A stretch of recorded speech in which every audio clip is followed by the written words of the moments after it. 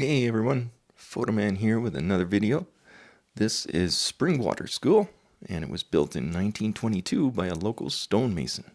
And it was built with all local stones. There were only 10 students when the school originally opened. In addition to being a school, the building also hosted many community events, even after closing as a school.